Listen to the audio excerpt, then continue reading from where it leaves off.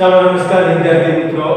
Shri Dakshinamurti online education ની અંદર આપ સૌનું હાર્દિક સ્વાગત છે।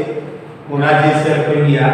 આપ સૌનું હાર્દિક સ્વાગત કરું છું। આજે આપણે ધોરણ 11 બાય સ્ટાન્ડર્ડ 11 કોમર્સ સબ્જેક્ટ છે આપણો એકાઉન્ટ। હવે આપણે પ્રકરણ 2 સુધી આપણે અભ્યાસ કર્યો હતો। આજે આપણે प्रकरण नंबर 3 आमनोम છે આમનોમનો અભ્યાસ કરવાનો છે। હવે મિત્રો જો કે ભાઈ આમનોમનો અભ્યાસ કરવા માટે આગળ આપણે જે સ્વાધ્યાય 2 જોયું એને થોડું રિવાઇઝ કરી છે કે ભાઈ સ્વાધ્યાય 2 ની અંદર આપણે કઈ વસ્તુ છે એ કઈ વસ્તુ આપણે દર્શાવેલી છે। તો પહેલી વસ્તુ એ भाई स्वाध्याय जे 2 છે એની અંદર પહેલી વસ્તુ આપણે જોઈ હતી કે ભાઈ વ્યવહાર છે એ વ્યવહાર આર્થિક છે અથવા તો બિન આર્થિક છે। એટલે વ્યવહાર કેવો છે? આર્થિક છે અથવા તો બિન આર્થિક વ્યવહાર છે। એ વ્યવહારનો આપણે અભ્યાસ કરેલો છે। એટલે કે ભાઈ વ્યવહાર છે એ વ્યવહારના બે પ્રકારો આપણે જોયા હતા। પહેલું જોયું કે ભાઈ આર્થિક વ્યવહાર અને બીજો આપણે જોયો તો કે ભાઈ બિન આર્થિક વ્યવહાર। બિન આર્થિક વ્યવહાર છે આ વ્યવહાર આપણે જોયો હતો કે આર્થિક વ્યવહાર છે કે ભાઈ બિન આર્થિક વ્યવહાર છે। વ્યવહાર કયો છે એ આપણે અભ્યાસ આપણે કરેલો। હવે આર્થિક વ્યવહાર છે એ આર્થિક વ્યવહારના આપણે ત્રણ વ્યવહારો છે એ ત્રણ વ્યવહારો આપણે જોયેલા હતા કે ભાઈ ત્રણ વ્યવહારની અંદર કયા આવતા હતા કે ભાઈ રોકડ વ્યવહાર, બીજો છે ઉધાર વ્યવહાર અને ત્રીજો વ્યવહાર હતો અન્ય વ્યવહાર। આ ત્રણની અંદર આપણે અભ્યાસ કરેલો છે કે ભાઈ રોકડ વ્યવહાર છે તો રોકડ વ્યવહારને શું કહેવામાં આવે છે, ઉધાર વ્યવહાર છે તો ઉધાર વ્યવહાર કઈ રીતે કરવામાં આવે છે, બીજી વસ્તુ કે ભાઈ અન્ય વ્યવહાર છે તો અન્ય વ્યવહાર કયો છે। આ બધાનો આપણે અભ્યાસ કરી ગયા। પણ આ અભ્યાસના કારણે આપણે વ્યવહારની બેવડી અસર શીખી ગયા હતા વિદ્યાર્થી મિત્રો। આપણે કઈ શીખી ગયા હતા કે ભાઈ વ્યવહાર છે એ વ્યવહારની બેવડી અસર છે એ બેવડી અસર આપણે શીખી ગયા હતા કે ભાઈ વ્યવહારની બેવડી અસર। તો આ વ્યવહારની બેવડી અસર કઈ રીતે કરવાની, તો વ્યવહાર છે વ્યવહાર કઈ રીતે થાય એની બે અસર કઈ રીતે થાય એનો પણ આપણે અભ્યાસ આપણે કરી ગયા। એના આધારે આપણે ખાતાઓ જોયા। કયા જોયા? ખાતાની અંદર આપણે બે પ્રકાર જોયા કે ભાઈ વ્યક્તિનું ખાતું અને બિન વ્યક્તિનું ખાતું। બરાબર જોયા કે ભાઈ વ્યક્તિનું ખાતું અને બિન વ્યક્તિનું ખાતું છે ખાતું આપણે જોયું। તો આ બધું આપણે જોયું કે ભાઈ વ્યક્તિ છે વ્યક્તિના ખાતામાં કોનો સમાવેશ થાય, બિન વ્યક્તિ છે એની અંદર આપણે બે ભાગ પાડતા કે ભાઈ માલ મિલકતનું ખાતું અને ઉપજ ખર્ચનું ખાતું। આ જુદા જે આપણે પ્રકાર પાડતા। આના આધારે આપણે જોયું કે ભાઈ વ્યક્તિ છે તો વ્યક્તિનું ખાતું કઈ રીતે છે, બિન વ્યક્તિ છે તો બિન વ્યક્તિનું ખાતું કઈ રીતે છે, એની અંદર કોનો સમાવેશ થાય તો માલ મિલકત ખાતાની અંદર કોનો સમાવેશ થાય છે, ઉપજ ખર્ચ ખાતા છે તો ઉપજ ખર્ચ ખાતાની અંદર કયા વ્યક્તિ છે એ કયા વ્યક્તિનો સમાવેશ થાય। તો આના આધારે આપણે ખાતાના નિયમો છે ખાતાના નિયમોનો અભ્યાસ કર્યો હતો। ખાતાના નિયમનો અભ્યાસ આપણે કર્યો હતો। પહેલો તો આપણે વ્યક્તિગત ખાતું, તો વ્યક્તિગત ખાતાનો નિયમ તો લેનાર ખાતે ઉધાર, આપનાર ખાતે જમા, બીજી વસ્તુ હતી કે ભાઈ માલ મિલકત ખાતાનો આપણે નિયમ જોયો કે ભાઈ આવે તે ઉધાર, જાય તે જમા, આવે તે ઉધાર, જાય તે જમા। આ નિયમનો પણ આપણે અભ્યાસ કરેલો હતો। ત્યારબાદ ત્રીજી વસ્તુ હતી કે ભાઈ ઉપજ ખર્ચ ખાતાનો નિયમ છે એ ઉપજ ખર્ચ ખાતાનો નિયમનો પણ આપણે અભ્યાસ કરેલો હતો। તો ભાઈ ઉપજ ખર્ચ ખાતાનો નિયમ શું હતો કે ભાઈ ખર્ચ કે નુકસાન ખાતે ઉધાર लाभ के आवक खाते जम नहीं आ वस्तु ये आ बधी वस्तुनो अभ्यास આપણે કરેલો આના કારણે કયું ખાતું ઉધાર થતું હતું અને કયું ખાતું જમા થતું હતું તે આપણે ડાયરેક્ટલી મૂકી શકતા હતા કે ભાઈ ફલાણા ખાતે તો કયું ખાતું આવે કે ભાઈ વ્યક્તિનું ખાતું આવે તો વ્યક્તિનો નિયમ શું એટલે માલ મિલકતનું ખાતું આવે તો માલ મિલકતનો નિયમ શું ઉપજ ખર્ચ ખાતાનું ખાતું આવે તો ઉપજ ખર્ચ ખાતાનો નિયમ શું તો આ જુદી જુદી વસ્તુનો અભ્યાસ આપણે પ્રકરણ 2 ની અંદર કરી ગયા હવે આપણે જોવાનું છે અહીંયા પ્રકરણ 3 ની અંદર કે ભાઈ આમનો છે એ આમનો અભ્યાસ આપણે કઈ રીતે કરવાનો છે તો પહેલી વસ્તુ છે આપણે જુદા જુદા વસ્તુઓ જોઈ હતી હવે એના આધારિત થઈ આપણે ટૂંકમાં માહિતી આપણે અહીંયા રજૂ કરી શકીએ કે ભાઈ વ્યક્તિ છે કોઈ પણ ધંધો કરતો હોય નાનો કરતો હોય અથવા તો મોટો ધંધો કરતો હોય વ્યક્તિ તો પહેલી વસ્તુ એ કે ભાઈ રોજબરોજના એને ઘણા જ વ્યવહારો થતા હોય રોજબરોજ છે વ્યક્તિ છે એ ધંધો મોટો કરતો હોય તો વધારે વ્યક્તિઓ સાથે લેવડ દેવડ કરતો હોય નાનો કરતો તો થોડા વ્યક્તિઓ સાથે લેવડ દેવડ કરતો હોય તો દિવસ દરમિયાનની અંદર આર્થિક વ્યવહાર ઘણા થતા હોય છે દિવસ દરમિયાન ધંધાની અંદર આર્થિક વ્યવહાર છે તો આર્થિક વ્યવહારો ઘણા થતા હોય છે અને આ આર્થિક વ્યવહારો ઘણા થતા હોય છે એના કારણે તે વ્યક્તિને યાદ રાખવા માટે મુશ્કેલ પડે છે કારણ કે તમે કેટલું યાદ રાખી શકો સ્વાભાવિક વસ્તુ છે તમે કેટલું યાદ રાખી શકો અમુક સમયની અંદર એ વસ્તુ તમે ભૂલી જવાના છો એટલા માટે થઈ એને જે વ્યવહારો છે એ કોઈ નોંધની અંદર નોંધવામાં આવે છે અથવા તો ડાયરીની અંદર અથવા તો કાચી નોંધની અંદર છે કે વ્યવહારો નોંધ કરવામાં આવે છે જેથી કોઈ વ્યક્તિ વ્યવહાર ભૂલતો નથી હવે આજે આપણે નોંધ કરીએ છીએ કે ભાઈ ડાયરી છે કાચી નોંધ છે અથવા તો કોઈ વાઉચર છે હવે એના આધારે આપણે નામું લખીએ છીએ એટલે કે ભાઈ કોઈ વ્યવહાર આપણે ભૂલી જતા નથી તો આના આધારે તે વ્યવહારની બેવડી અસર આપણે નક્કી કરીએ છીએ કે ભાઈ વ્યવહારની બેવડી અસર કઈ થાય એક ઉધાર થાય અને એક બીજી જમા થાય તો વ્યવહારની બેવડી અસર કઈ રીતે થાય પછીની વસ્તુ છે કે ભાઈ બેવડી અસર નક્કી કર્યા બાદ વ્યવહારોની અંદર ઓછામાં ઓછા બે ખાતા સંકળાયેલા હોય દરેક વ્યવહારની અંદર શું થતું હોય કે ભાઈ બે ખાતા છે એ બે ખાતા સંકળાયેલા હોય અને બે ખાતાના કારણે થઈ એક ખાતું ઉધાર થતું હોય તો બીજું ખાતું આપોઆપ કેવું થાય છે કે ભાઈ બીજું ખાતું આપોઆપ જમા થાય તો આ જે ઉધાર જમાના નિયમના આધારે આપણે એક ખાતાને ઉધાર કરીએ છીએ બીજા ખાતાને આપણે શું કરીએ છીએ જમા કરીએ છીએ એટલે કે જે નામા છે નામાના હિસાબી વ્યવહારો જે ચોપડાની અંદર પ્રથમ લખવામાં આવે છે તેને આમનોંધ તરીકે ઓળખવામાં આવે છે એટલે કે આ જે વ્યવહારો છે હિસાબી ચોપડો છે એની અંદર જે વ્યવહારો લખવામાં આવે છે પ્રથમ એને શું કહેવામાં આવે છે આમનોંધ તરીકે ઓળખવામાં આવે છે એટલે કે ભાઈ ઉધાર જમાના નિયમોને આધારે હિસાબી વ્યવહારો નામાના પ્રથમ ચોપડે નોંધવાની પ્રક્રિયા એટલે આમનોંધ કે ભાઈ ઉધાર જમાના જે નિયમો છે એના આધારિત છે કે ભાઈ જે હિસાબી વ્યવહારો તમે નામાના ચોપડાની અંદર નોંધ કરો છો એને શું લખવામાં આવે છે આમનોંધ તરીકે ઓળખવામાં આવે છે એટલે આમનોંધ એટલે શું કે ભાઈ જે પહેલી વખત ચોપડાની અંદર નામ લખવામાં આવે એને આમનોંધ તરીકે ઓળખવામાં આવે છે એટલા માટે આમનોંધ છે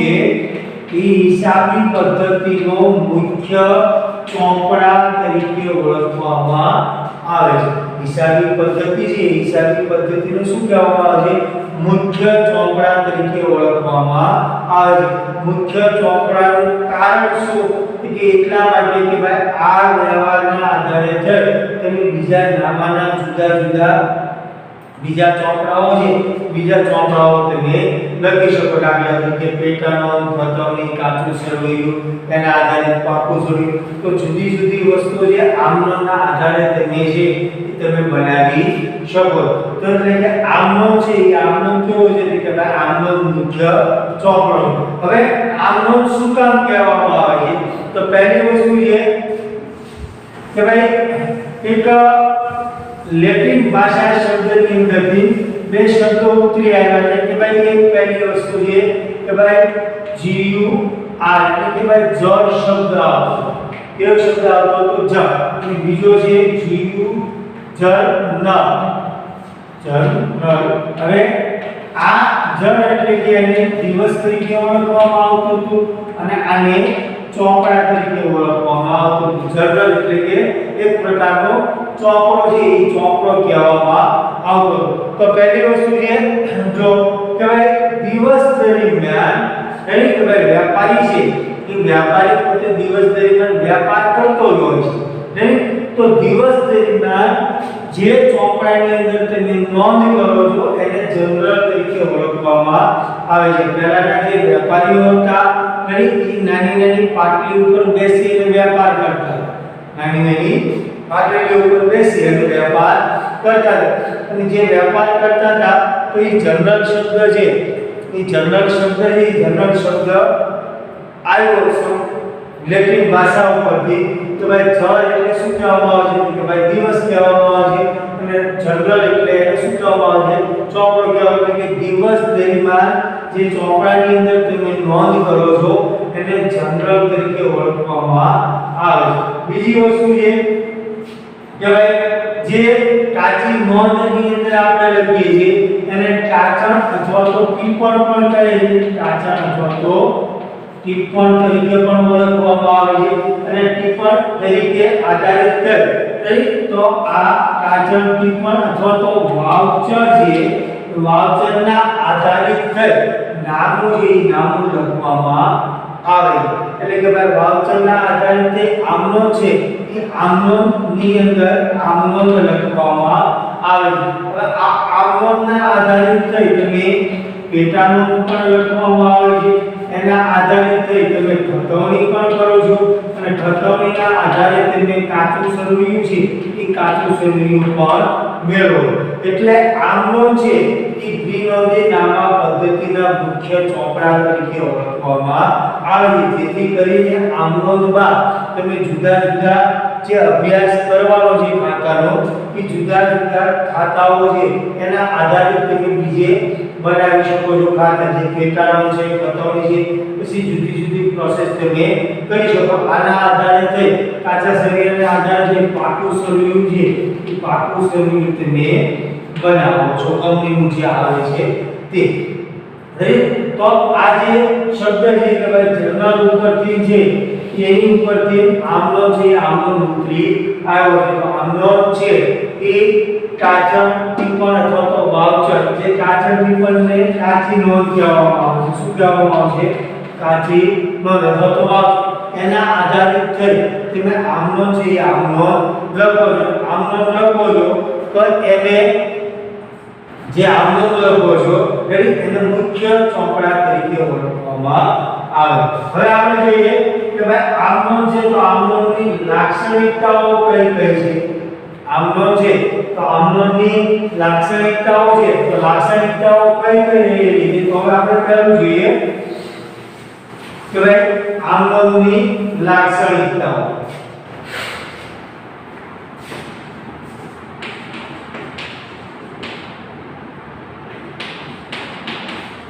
તો આમનોની લાક્ષણિકતાઓની અંદર પહેલું આપણને કીધેલું છે કે ભાઈ મૂળભૂત ચોપડો હવે જો આમનો જ આપણે લખીએ કે ભાઈ દ્વિનોંધી નામા પદ્ધતિનો મુખ્ય ચોપડો છે એ આમનો છે હવે તો આમનો શું છે કે ભાઈ મુખ્ય ચોપડો તો એના આધારે થઈ તમે બીજું છે બીજાની અંદર એની નોંધ કરી શકો છો એટલે આમ નોંધ છે એ મુખ્યત્વે તમારો પાયાનો ચોપડા તરીકે ઓળખવામાં આવે છે શું તરીકે ઓળખવામાં આવે છે કે ભાઈ પાયાના ચોપડા તરીકે છે એ પાયાના ચોપડા તરીકે એને ઓળખવામાં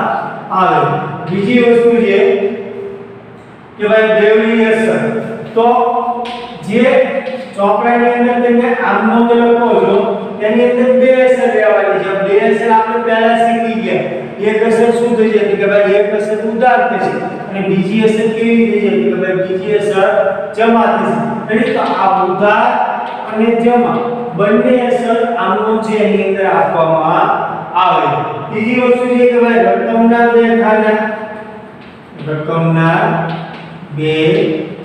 તો રકમના બે ખાનાની અંદર એક ખાનું ઉધારનું છે એક ખાનું શું છે જમાનું છે કે ભાઈ ઉધાર થતી રકમ તમે ઉધારની અંદર મૂકો છો રકમ જમા થતી રકમ તમે શેમાં મૂકો છો કે ભાઈ જમાની અંદર મૂકો છો હવે આ ઉધાર અને જમા બંનેનો સરવાળો કેવો આવવો પડે કે ભાઈ બંનેનો સરવાળો સરખો આવવો પડે બંનેનો સરવાળો કેવો આવવો પડે કે ભાઈ બંનેનો સરવાળો સરખો આવવો પડે જેથી કરી તમે લોકો જે એનો હિસાબ પણ કરી શકો છો કે આની અંદર કોઈ ભૂલ રહી જતી નથી હવે ચોથી વસ્તુ આપણને આપેલી છે કે ભાઈ તારીખના ક્રમ તો પહેલી વસ્તુ એ કે ભાઈ જે તારીખ તમે લખો છો નામો જે તમે લખો છો તો તારીખ આધારિત આમ નોંધ લખો છો કોઈ તારીખની અંદર લખતા બીજા તારીખની અંદર લખતા નથી એટલે કે આજે જો આપણે કે પહેલી તારીખ મહિનો ચાલુ થાય એટલે પહેલી બીજી ત્રીજી ચોથી પાંચમી તેમ તારીખ વાઇઝ તમે છે એ નામ લખો છો કે આજે પહેલી તારીખ લીધી કાલે 15 તારીખ લો પછી 30 તારીખ લો એવી લેવામાં આવતી નથી પરંતુ તારીખ છે ક્રમબદ્ધ રીતે લેવામાં આવે છે આજે પહેલી તારીખ કાલે બીજી તારીખ પછી ત્રીજી તારીખ ચોથી તારીખ અને પાંચમી એ ક્રમબદ્ધ રીતે છે એ ક્રમબદ્ધ રીતે લેવામાં આવે ત્યારબાદ આપણે જોઈએ એની પછીનું છે કે ભાઈ પાંચમો નંબર કે ભાઈ બાબત છે તો બાબત છે એટલે શું છે કે ભાઈ જે વ્યવહાર તમે કરો છો વ્યવહારની અંદર ટૂંકી વિગત છે ટૂંકી વિગત લખવામાં આવે કે ભાઈ જે વ્યવહાર તમે કરો છો એ વ્યવહારની ટૂંકી વિગત એની અંદર નોંધ કરવામાં આવે છે કે આની અંદર આ રીતે છે આ રીતે નોંધ આપણે કરવાની જેથી કરીને તમે ગમે ત્યારે આમનો ખોલો કે કોઈ આમનો વાંચો તો તમને ખબર પડી જાય છે કે ભાઈ આ વ્યવહાર છે તો આ વ્યવહાર આ રીતે બને એટલે ટૂંકી વિગત છે ટૂંકી વિગત એની અંદર લખવામાં આવે પછી આપણે જોઈએ કે ભાઈ આમનોના ફાયદાઓ છે એ ફાયદાઓ કયા છે કે ભાઈ આમનો રાખવાથી જે ફાયદાઓ થાય તો ફાયદાઓ કયા તો પહેલી વસ્તુ જોઈએ કે આપણે ફાયદાની અંદર કે ભાઈ તમામ હિસાબી વ્યવહાર હવે આની અંદર આપણે જોઈએ કે ભાઈ આમનો છે એ કાકો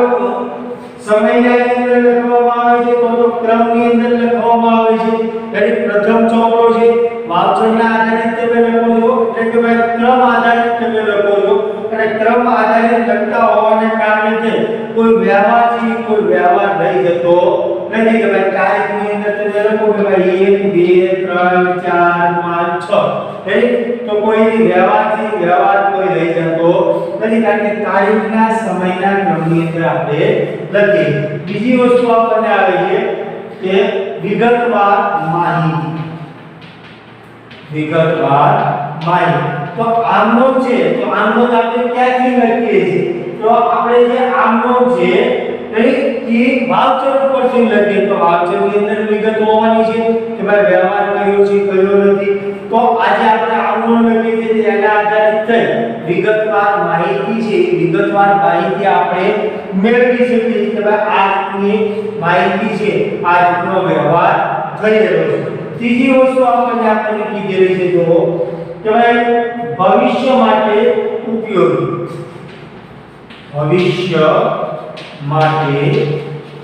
ઉપયોગી તો હવે જો આપણે બાબત જે લખીએ છીએ શું લખીએ છીએ કે ભાઈ બાબત જે લખી તો બાબત જે લખવાનો મતલબ શું કે ભાઈ ભવિષ્યની અંદર કાર્ય પ્રશ્ન થાય તો કોઈ વ્યવહાર છે કયા પ્રકારનો છે, કેવો વ્યવહાર છે એ બાબત છે ઉપરથી આપણે જે નક્કી કરી શકીએ કે ભાઈ આ વ્યવહાર છે, વ્યવહાર આ રીતનો છે, વ્યવહાર આ રીતે બને છે, વ્યવહાર આ રીતે ઉપયોગી છે. તો ભવિષ્ય માટે છે એ ભવિષ્ય માટે આપણે જોઈ શકીએ છીએ. પછીની વસ્તુ છે કે ભાઈ ખતવણીમાં સરળ, ખતવણીમાં સરળ. તો પહેલું છે કે ભાઈ આમનોંધ આપણે લખીએ તો આમનોંધના આધારે થઈ ઉધાર જમા પર તમે લખો છો, તો ઉધાર જમાના આધારે થઈ તમે વ્યવહાર કયા પ્રકારનો છે એ પણ લખો છો. હવે જ્યારે આપણે ખતવણી કરીએ છીએ ત્યારે ઉધાર જમાની અંદર અહીંયા આમનોંધની અંદર આપેલા છે, અરે ઉધાર જમાની અંદર આપેલા છે, એની વિગત પણ આપેલી છે, એની રકમ પણ તમને છે, એ રકમ પણ તમને આપેલી છે. એટલે ખતવણી કરો તમે ત્યારે સરળતાથી એની અંદર તમે લખી શકો છો કે ભાઈ કઈ વિગત કેટલી છે, દરેક ઉધાર કરવાની છે અથવા તો જમા કરવાની છે, જે પણ તમે ખતવણીની અંદર લખતા હો એ વિગત તમે આની અંદર લખી શકો છો. ચોથી વસ્તુ આપણને, પાંચમી વસ્તુ આપણને કીધેલી છે જો વ્યવસ્થિત નોંધ. વ્યવસ્થિત નોંધ છે એ નોંધ આપણે કરીએ છીએ કારણ કે શું કામ કે ભાઈ જે માહિતી છે એ ખાતા વહીમાં નોંધતા પહેલા કે ભાઈ વ્યવહારની બેવડી અસર આપણે નક્કી કરીએ છીએ, ખાતાના પ્રકારો નક્કી કરીએ છીએ, એના નિયમો નક્કી કરીએ છીએ, નિયમને આધારિત આપણી વ્યવહારની નોંધ કરીએ છીએ. એટલે વ્યવસ્થિત રીતે આપણે નોંધ કરીએ છીએ જેથી કરીને એક પણ વસ્તુ રહી જતી નથી. પછી કે ભાઈ ભૂલ રહી, ભૂલ રહી હિસાબ. તો આપણે જે હિસાબો લખીએ છીએ એ ભૂલ રહી લખીએ છીએ. શું કામ? કારણ કે એકની એક વસ્તુ આપણે ફરી વખત રિવાઇઝ કરીએ છીએ કે ભાઈ આ વસ્તુ કઈ રીતે બની. તો પહેલી વસ્તુ છે કે ભાઈ કોઈ વાઉચર છે, કોઈ ડાયરી છે, એના આધારિત આપણે નામું છે નામું લખીએ છીએ, નો ડાઉટ, રાઈટ. પછી એના આધારે આમનો જે આપણે વ્યવહારની બેવડી અસર કરીએ છીએ, કયું ઉધાર આવે છે, કયું જમા લખીએ છીએ, રાઈટ. એક ખાતું છે એની અંદર ઉધારની અંદર રકમ આપીએ છીએ, બીજા રકમની અંદર જમા આપીએ છીએ. તો આ બંને રકમ સેમ છે કે નહીં? ઉધાર અને જમા છે એ બંને સેમ છે કે નહીં? તો ઉધાર અને જમા સરખું ન હોય એટલે તો કોઈ જગ્યાએ આપણે ભૂલ થયેલી છે, તો ભૂલ છે ભૂલ આપણે સુધારી લઈએ. તો ભૂલ રહી છે એ ભૂલ રહી હિસાબો આપણે અહીંયા લખવામાં આવે છે. એટલે એના ફાયદાઓ કયા હતા કે ભાઈ તમામ હિસાબી વ્યવહારો છે, તમામ હિસાબી વ્યવહારોની આપણે નોંધ કરતા. બીજું છે વિગતવાર માહિતી છે, એ વિગતવાર માહિતી આપણને મળતી હતી. ભવિષ્ય માટે છે, ભવિષ્ય માટે પણ ઉપયોગી હતું કે ભાઈ ભવિષ્યની અંદર કોઈ ભૂલ થાય તો આ ભૂલને આપણે સહેલાઈથી આપણે સુધારી શકીએ છીએ જેથી કરીને આગળ જતા કોઈ પ્રશ્ન ઉપસ્થિત થતો નથી. પછીની વસ્તુ છે કે ભાઈ ખતવણી છે, તો ખતવણીની અંદર આપણે સરળતાથી ખતવણી છે એ ખતવણી કરી શકીએ કે ભાઈ એક વસ્તુ ઉધાર થતી હોય તો બીજી આપોઆપ કેવી થાય છે, જમા થાય છે. જમા ઉધાર આપણે મૂકવાનું આવે છે. પછી છે કે ભાઈ વ્યવસ્થિત રીતે આપણે નોંધ કરીએ છીએ જેથી કરીને કોઈ પણ વસ્તુ છે તારીખ ક્રમબદ્ધ આપણે ગોઠવીએ છીએ. ત્યાર પછી આપણે કીધું કે ભાઈ ભૂલ રહી હિસાબો, તો આપણે જે હિસાબો લખીએ છીએ કેવા લખીએ છીએ કે ભાઈ ભૂલ રહિત આપણે છે એ રહિત આપણે લખીએ. જો કે મિત્રો આ સુધી આપણે લાગીએ છીએ ફાયદા. આવતા પીરિયડની નેક્સ્ટની અંદર